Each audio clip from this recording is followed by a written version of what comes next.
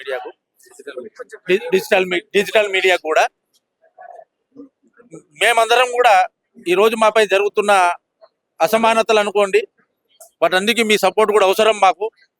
మేము ప్రతినిత్యం సర్వే జన సుఖినో భవంతు, సమస్త లోక సుఖినో భవంతు అంటూ ఈ సమాజంలో ప్రతి వ్యక్తి సుఖంగా ఉండాలి, ఒక మనుషులే కాదు పశువులు కానీ సమస్త ప్రకృతి కూడా సస్యశ్యామలంగా ఉండాలని నిత్యం భగవంతుని పూజించే కుటుంబాలు మావి.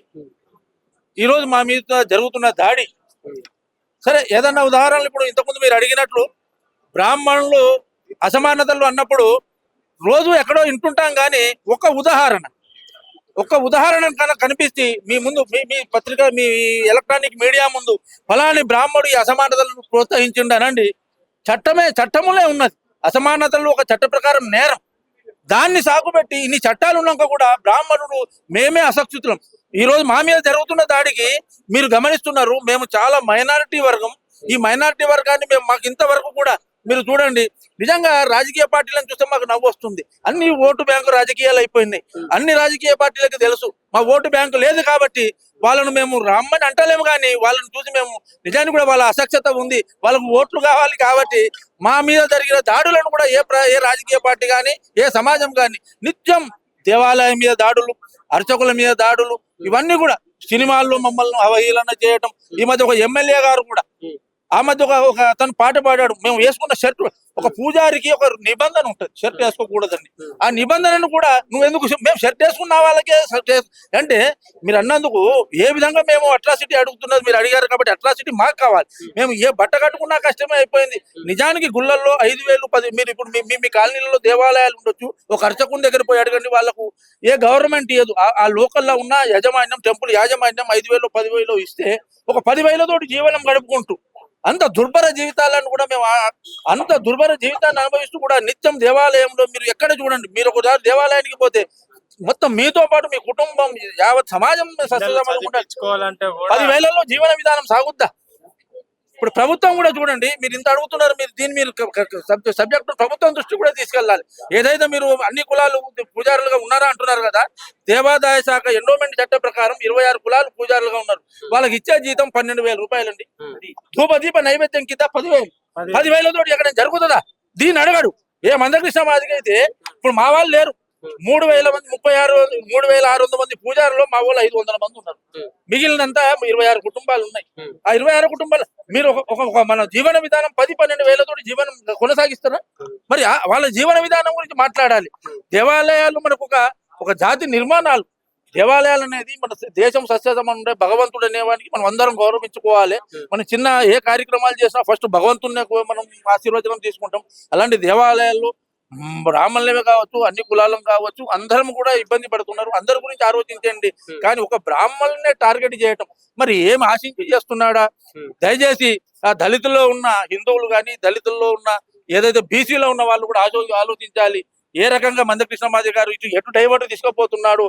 ఈ బ్రాహ్మణులు మాదెంతండి 1%, 2% కూడా లేము. మమ్మల్ని ఎందుకు బలి పశువులుగా చేస్తున్నా మాకే అర్థమైతలేదు. కాబట్టి ఈ బలి పశువులు ఏ ఉద్దేశంతో చేస్తున్నా ఆయన సమాధానం చెప్పాలి.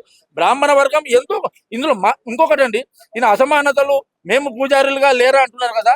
మా దాంట్లో నా పేరు రాఘవరావు, నేను పూజారిని కాదు, ఇక్కడ ఉన్న వాళ్ళం ఎవరు పూజారులం కాదు. మా దాంట్లో కూడా 1% కూడా పూజారులు లేరు.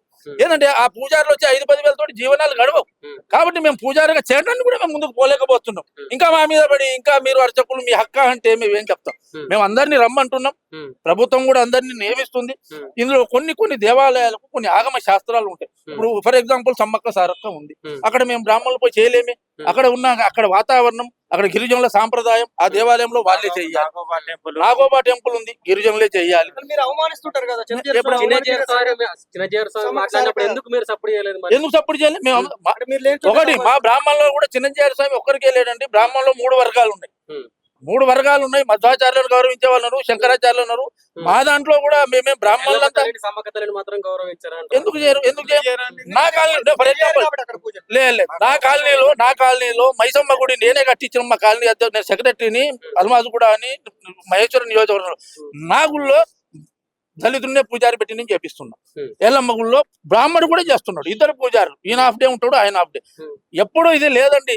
ఏదో ఒక వంక ఏదో ఒక బ్రాహ్మణుల వంశం వచ్చినప్పుడు ఏదో రకంగా మనం ఎప్పుడో జరిగింది. ఎంతసేపటికి బ్రాహ్మణులు ఈ విధంగా అంటున్నారు తప్ప బ్రాహ్మణులలో కూడా జాతి నిర్మాణం కోసం, ఈ సమాజ నిర్మాణం కోసం ఎంతమంది గోపాలకృష్ణ గోఖలే గాని, టంగుటూరి వీరేశం పంతులు గారు గాని, వీళ్ళంతా ఎంతో ఇట్లా చెప్పుకుంటూ పోతే ఎంతో మంది మన బ్రాహ్మణ సమాజ నిర్మాణంలో వాళ్ళ ఆత్మ త్యాగాలు చేసి ఈ సమాజ నిర్మాణం కోసం కష్టపడి వచ్చిన వాళ్ళం. దయచేసి ఈ కులాల మీద మనం కొట్టుక చేస్తూ ఈ విధంగా ఈ రోజుల్లో కుల వివక్ష లేదు. మా స్నేహితులు దళితులు ఉన్నారు, మా బంధువులు ఉన్నారు, అందరం ఉన్నాం. అందరం కలిసి సమాజంలో నిర్మిద్దాం.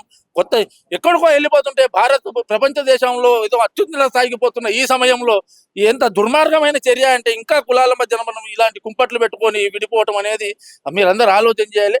దయచేసి మందకృష్ణ గారు ఇది ఆలోచన చేసి ఇప్పటికైనా ప్రజాస్వామ్యంలో మనందరం ఇప్పుడు చూడండి, మేము కోరుతున్నాం 2%, 1%. అసలు మీరు నమ్మరు.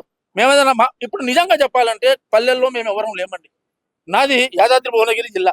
మాది ఒకటే ఇల్లు ఉండే, నేను హైదరాబాద్. మా మండలంలో మొత్తానికి ఎవరు లేరు బ్రాహ్మణులు. ఊళ్ళల్లో పూజారులంతా దళితులే. అన్ని రకాల మా ఊర్లో ఒక విశ్వకర్మ పూజారి మా శివాలయంలో. అసలు పల్లెటూళ్ళలో ఎక్కడ లేరు దేవాలయాలు. ఏదన్నా ఉన్నారంటే జీవనాధారం కోసం, పిల్లల్ని చదివించుకోవడం కోసం, ఆర్థికంగా నిలబడడం కోసం వచ్చి హైదరాబాద్ లో చేరినాం తప్ప మీరు హైదరాబాద్ లో చూడండి దాదాపు మా బ్రాహ్మణుల సంఖ్య ఎక్కువ ఉంటుంది. కానీ పల్లెల్లో మీరు ఎంత వెతికినా, మీరు మండలం అంతా వెతికినా ఒక కుటుంబం కూడా లేదు. ఎందుకంటే జీవనాధారం లేదు, అక్కడ బతికే మాకు అవకాశాలు లేవు. అన్ని వదిలేసుకొని నగరంలో ఏదో పొట్ట చేసి పెట్టుకొని చేసే వాళ్ళం ఉద్యోగాలు చేసుకుంటున్నాం.